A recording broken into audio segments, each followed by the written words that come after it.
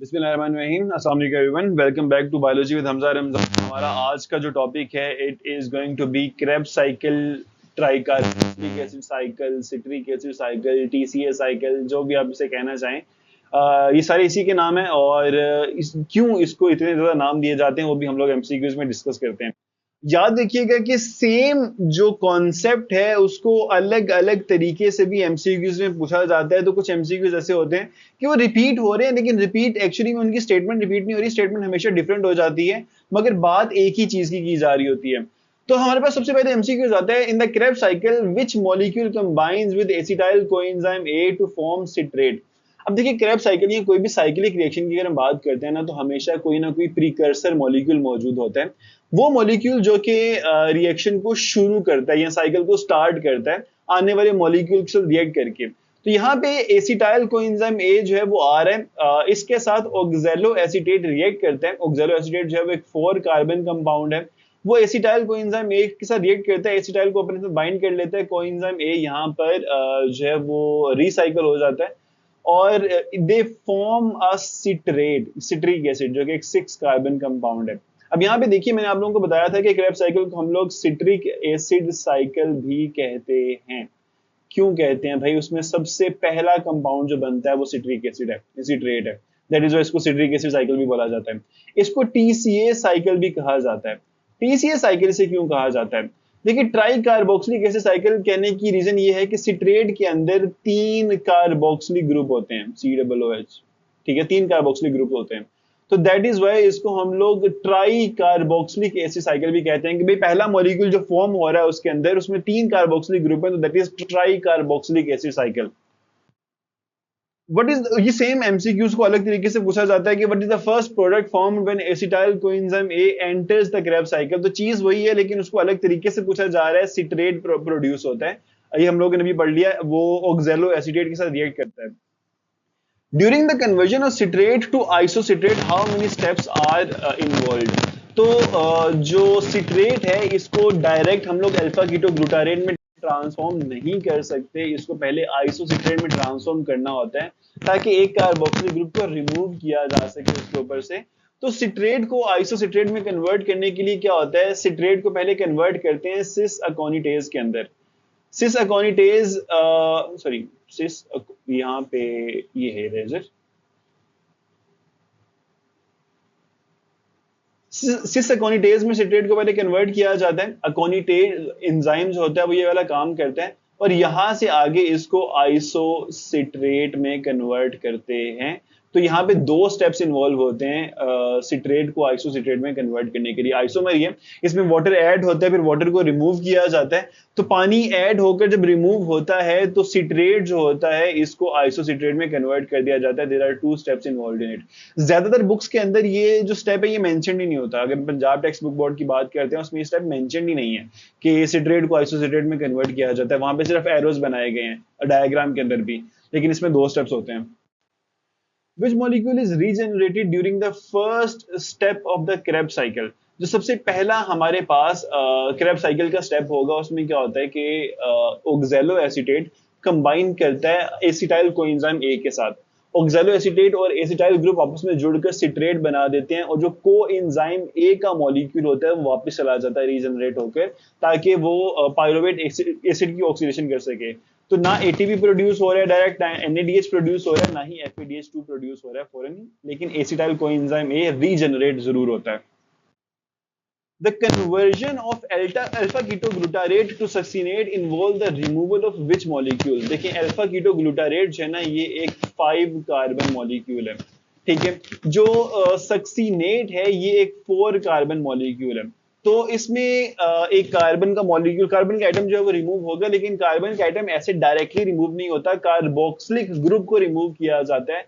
जब carboxylic group को remove किया जाता है ना, तो नॉर्मली कार्बोक्सिलिक ग्रुप हमें नजर आ रहा होता है, यहाँ तो जो डायग्राम्स बनी होंगी आप लोगों को दिखेगी वो इस तरह से नजर आएगा, या फिर COO- इस तरह से नजर आएगा आपको ये। तो जो कार्बोक्सिलिक ग्रुप होता है जब इसको रिमूव करते हैं तो it results in the formation of carbon dioxide molecule. तो अल्फा कीटोग्लूटारेट से हम लोग कार्बन डाइऑक्साइड निकालते हैं, डायरेक्ट सक्सीनेट नहीं प्रोड्यूस होता। अल्फा कीटोग्लूटारेट से जब कार्बन डाइऑक्साइड का मॉलिक्यूल रिमूव किया जाएगा, उसकी डीकार्बोक्सिलेशन की जाएगी, तो सक्सीनाइल कोएंजाइम ए प्रोड्यूस होगा, फिर वो सक्सीनाइल कोएंजाइम ए में से कोएंजाइम ए को रीजनरेट कर दिया जाता है, रिसाइकिल किया जाता है, देन जाकर सक्सीनेट का मॉलिक्यूल प्रोड्यूस होता है। इसमें भी 2 स्टेप्स इन्वॉल्व होते हैं, लेकिन अल्टीमेटली अल्फा कीटोग्लूटारेट से सक्सीनेट ही प्रोड्यूस होगा। What is the total number of carbon atoms in citrate? तो हम लोग पहले एमसीक्यूज में हम लोगों ने इसके ऊपर बात की थी कि ऑक्सैलो एसीटेट जो 4 कार्बन मॉलिक्यूल है वो एसिटाइल को आपस में अपने साथ जोड़ता है, जो कि 2 कार्बन मॉलिक्यूल है। तो it results in the formation of citrate या सिट्रिक एसिड, जो कि 6 कार्बन मॉलिक्यूल होता है। 6 is the answer. During the Krebs cycle, which molecule undergoes NAD mediated oxidation to form alpha ketoglutarate? तो देखिए हमारे पास जब क्रेब्स साइकिल होती है ना, सबसे पहला मॉलिक्यूल प्रोड्यूस होता है सिट्रेट। सिट्रेट को सिस अकोनिटेज से होते हुए आइसोसिट्रेट में कन्वर्ट किया गया। आइसोसिट्रेट जो 6 कार्बन मॉलिक्यूल है उसको अल्फा कीटोग्लूटारेट में कन्वर्ट किया जाएगा by the removal of 1 carboxylic group. वो जो कार्बोक्सिलिक ग्रुप रिमूव हो रहा होगा ना, उस डी कार्बोक्सिलेशन को हम लोग नाम देते हैं ऑक्सीडेटिव डी कार्बोक्सिलेशन। इसके बारे में हम लोगों ने पिछली वीडियोस के अंदर भी बात की होगी। तो इसको हम ऑक्सीडेटिव डी कार्बोक्सिलेशन का नाम देंगे, और इसके अंदर ऑक्सीडेशन भी हो रही होगी, डी कार्बोक्सिलेशन भी हो रही होगी। तो अल्फा कीटोग्लूटारेट के बनने के लिए आइसोसिट्रेट की ऑक्सीडेशन या ऑक्सीडेटिव डी कार्बोक्सिलेशन होती है, ताकि उसमें से हाइड्रोजन को भी रिमूव करके NAD के साथ मिलाकर NADH बनाया जाए, और उसके रिजल्ट में हमारे पास अल्फा कीटोग्लूटारेट बने। तो 2 मॉलिक्यूल होते हैं यहाँ पे जिनकी ऑक्सीडेटिव डी कार्बोक्सिलेशन होती है। पहला होता है आइसोसिट्रेट, दूसरा होता है अल्फा कीटोग्लूटारेट। तो यहीं पे दोनों जगहों पर NADH प्रोड्यूस होते हैं। What is the immediate product of oxidation and decarboxylation of alpha ketoglutarate? तो अल्फा कीटोग्लूटारेट जो होगा, जब उसकी ऑक्सीडेशन या डीकार्बोक्सिलेशन बेसिकली दोनों एक ही टाइम पे हो रही हैं, तो इसके एक इंटरमीडिएट प्रोडक्ट बनेगा सक्सीनाइल कोएंजाइम ए। और सक्सीनाइल कोएंजाइम ए में से कोएंजाइम ए को जब रिसाइकिल कर लिया जाता है तो it results in the formation of succinate molecule. और ये सक्सीनेट फिर आगे ट्रांसफॉर्म होता है फ्यूमारेट में, फ्यूमारेट ट्रांसफॉर्म होता है मैलेट में, और मैलेट को जब ऑक्सीडाइज किया जाता है तब हमारे पास लास्ट NADH प्रोड्यूस होता है क्रेब्स साइकिल का, जिसके नतीजे में ऑक्सैलो एसीटेट प्रोड्यूस हो जाएगा। Which coenzyme is involved in the oxidation of succinate to fumarate? अच्छा देखिए, ये एक इंटरेस्टिंग क्वेश्चन है। देखिए आप लोगों को पता है कि जो हमारे पास माइटोकॉन्ड्रिया है, माइटोकॉन्ड्रिया के अंदर जो मैट्रिक्स होता है, उस मैट्रिक्स के अंदर ये क्रेब्स साइकिल जो है वो हो रही होती है। सपोज कर लीजिए कि this is the mitochondria. Mitochondria के अंदर हमारे पास ये सारे का सारा मैट्रिक्स है। इस मैट्रिक्स के अंदर क्रेब्स साइकिल हो रही है। सारे के सारे जो रिएक्शन होते हैं क्रेब्स साइकिल के, वो इस मैट्रिक्स में ही होंगे, सिवाय एक रिएक्शन के। वो रिएक्शन कौन सा है? Succinate to fumarate production. Succinate की ऑक्सीडेशन होगी, फ्यूमारेट प्रोड्यूस होगा। ये जो रिएक्शन होता है ये इलेक्ट्रॉन ट्रांसपोर्ट चेन के साथ कपल्ड होता है। इस रिएक्शन को करने वाला जो एंजाइम होगा वो भी इलेक्ट्रॉन ट्रांसपोर्ट चेन के अंदर इन्वॉल्व होगा। और ये वाला रिएक्शन होता है, ये एक इंटरेस्टिंग एमसीक्यूज है, ये वाला रिएक्शन होता है इनर माइटोकॉन्ड्रियल मेम्ब्रेन के ऊपर। इनर मेम्ब्रेन के ऊपर ये वाला रिएक्शन होगा, और इस रिएक्शन के नतीजे में मॉलिक्यूल प्रोड्यूस होता है FADH2।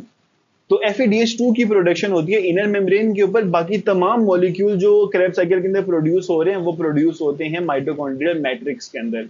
तो ये एक पॉइंट है जिसके बारे में बार बार अलग अलग तरीके से एमसीक्यूज बनता है, लेकिन बनता जरूर है। तो भाई हमारे पास जो यहाँ पे कोएंजाइम कौन सा है? FAD है कोएंजाइम। FAD को रिड्यूस किया जाएगा। FAD बेसिकली सक्सीनेट की ऑक्सीडेशन करेगा और उसको फ्यूमारेट में कन्वर्ट करेगा, and it will result in the formation of FADH2।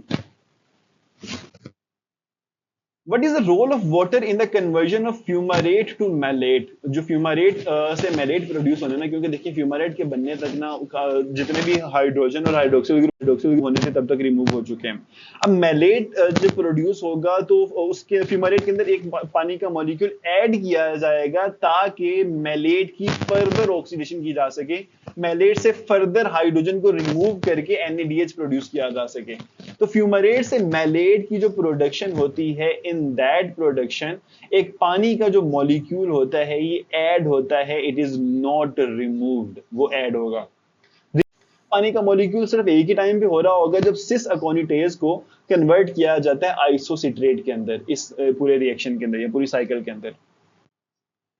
How many molecules of carbon dioxide are released during one turn of Krebs cycle? क्योंकि देखिए हम अब हमारे पास ऑक्सैलो एसीटेट है ना, आप लोगों को पता है कि साइक्लिक रिएक्शन का मतलब ये होता है कि वो से शुरू होकर आगे जा रहा होगा ना, उसने अल्टीमेटली वही वाला मॉलिक्यूल एंड पे प्रोड्यूस करना है। तो ये 4 कार्बन कंपाउंड है, एंड पे 4 कार्बन कंपाउंड बनना है। जो एसिटाइल कोएंजाइम ए आता है उसमें से एसिटाइल ग्रुप के अंदर 2 कार्बन के कंपाउंड, 2 कार्बन के एटम होते हैं जो कि इसके अंदर ऐड किए जाते हैं। तो यहां से 2 दफा कार्बन डाइऑक्साइड रिलीज होगी। पहली दफा जब आइसोसिट्रेट को ऑक्सीडाइज किया जाता है, दूसरी दफा जब अल्फा कीटो ग्लूटारेट को ऑक्सीडाइज किया जाता है। तो टोटल हमारे पास 2 कार्बन के एटम जो होंगे, सॉरी कार्बन डाइऑक्साइड के जो मॉलिक्यूल्स होंगे वो रिलीज होंगे एक क्रेब्स साइकिल के अंदर। ये कैसे काम करता है? जैसे सपोज कर लें कि ग्लूकोज के अंदर 6 कार्बन के एटम थे और एक ग्लूकोज के मॉलिक्यूल को तोड़ा जाएगा तो 2 दफा क्रेब्स साइकिल होती है। तो 4 कार्बन के एटम या कार्बन डाइऑक्साइड मॉलिक्यूल रिलीज होते हैं क्रेब्स साइकिल में एक ग्लूकोज के लिए। बाकी के 2 कहां जाते हैं? बाकी के 2 वैसे मैं अगर आप लोगों को कहता है कि कमेंट में मुझे बताएं, लेकिन चलिए कमेंट में मुझे बताइएगा, इससे पहले वाला जो स्टेप होता है उसमें वो 2 मॉलिक्यूल रिलीज होते हैं, क्या नाम होता है उसका? Which Krebs cycle is directly linked to the production of an ATP molecule? पूरे के पूरे Krebs cycle के अंदर ATP डायरेक्टली वैसे प्रोड्यूस ही नहीं होता, लेकिन एक GTP का मॉलिक्यूल प्रोड्यूस होता है which results in the formation of ATP। ये कब होता है? जब हम अल्फा ग्लूटारेट को ऑक्सीडाइज करके अल्टीमेटली सक्सीनेट प्रोड्यूस होता है। तो सक्सीनेट प्रोडक्शन के टाइम पे जब सक्सीनेट प्रोड्यूस हो रहा होता है तब एक जीटीपी का मॉलिक्यूल बनना है। तो फॉर्मेशन ऑफ सिट्रेट नहीं, conversion of alpha keto glutarate to succinate, yes, दरमियान में सक्सीनाइल कोएंजाइम ए आएगा, मगर अल्टीमेटली सक्सीनेट की प्रोडक्शन जब होती है तब उस टाइम पे जो एटीपी का मॉलिक्यूल है वो प्रोड्यूस होता है। The coenzyme flavin adenine dinucleotide या FAD is reduced to FADH2 during which step of the Krebs cycle? हम लोगों ने थोड़ी देर पहले भी डिस्कस किया है, मगर सेम कॉन्सेप्ट को अलग तरीके से पूछा गया है। तो जब हमारे पास ये सक्सीनेट की ऑक्सीडेशन होती है, फ्यूमारेट में कन्वर्जन होती है, आप लोगों को पता है कि ये तभी प्रोड्यूस होता है। अल्फा कीटो ग्लूटारेट से सक्सीनेट बनेगा तो क्या प्रोड्यूस होगा? एटीपी, जीटीपी प्रोड्यूस होगा जो कि एटीपी में कन्वर्ट हो जाएगा। फॉर्मेशन ऑफ सिट्रेट के टाइम पे कोई हाई एनर्जी मॉलिक्यूल प्रोड्यूस नहीं होता। मैलेट टू ऑक्सैलो एसीटेट के टाइम पे NADH प्रोड्यूस होता है। Which of the following is not a product of Krebs cycle? CO2 उसमें रिलीज होता है तो it is a product. NADH produce होता है, FADH2 भी प्रोड्यूस होता है, लेकिन पायरोवेट जो है ये ग्लाइकोलाइसिस में प्रोड्यूस होता है। Pyruvate is not the product of Krebs cycle. This will be your answer. During the Krebs cycle, which molecule is directly involved in the oxidation of malate? तो आप लोगों को पता है कि भाई malate की जब ऑक्सीडेशन होगी और ये कन्वर्ट होगा ऑक्सैलो एसीटेट के अंदर, तो at that time it will give out an NADH। तो NADH बनाने के लिए कौन सा हमारे पास कोएंजाइम आता है, मॉलिक्यूल आता है जो कि NADH में कन्वर्ट होता है? NAD+, not FAD, not coenzyme A, not ATP, NAD+। The synthesis of ATP in the Krebs cycle is coupled to which specific reaction? जो ये है वही वाला MCQs है, मगर यहाँ पे ज्यादा स्पेसिफिक है। पहले तो हम लोग बात कर रहे थे, बार बार ऑप्शन हमारे पास आ रही थी अल्फा कीटो ग्लूटारेट की। यहाँ पे देखें succinyl coenzyme A to succinate. जब सक्सीनेट ने प्रोड्यूस होना है सिर्फ तभी ATP बनता है। How many molecules of NADH are produced per return of Krebs cycle? तो Krebs cycle में हर एक Krebs cycle के अंदर कहां पर NADH प्रोड्यूस होता है? सबसे पहला NADH प्रोड्यूस होगा जब हमारे पास आइसोसिट्रेट को कन्वर्ट करते हैं अल्फा कीटो ग्लूटारेट के अंदर, पहला NADH वहां पे प्रोड्यूस होगा। दूसरा NADH प्रोड्यूस होगा जब हमारे पास अल्फा कीटो ग्लूटारेट को कन्वर्ट करते हैं हम लोग सक्सीनाइल कोएंजाइम ए के अंदर, तो 2 यहाँ पे प्रोड्यूस हो गए। थर्ड प्रोड्यूस होगा जब मैलेट कन्वर्ट होता है ऑक्सैलो एसीटेट के अंदर, तो थर्ड वहां पे प्रोड्यूस होगा। तो हर एक टर्न के अंदर 3 NADH प्रोड्यूस होते हैं। तो बच्चों this was it for today. अगर किसी भी कॉन्सेप्ट में कोई चीज समझ नहीं आई तो do let me know in the comment section. इंशाल्लाह आपसे नेक्स्ट वीडियो में मुलाकात होगी। इसको अपने दोस्तों से लाजमी शेयर कीजिएगा। तब तक के लिए बच्चों टेक केयर, अल्लाह हाफिज।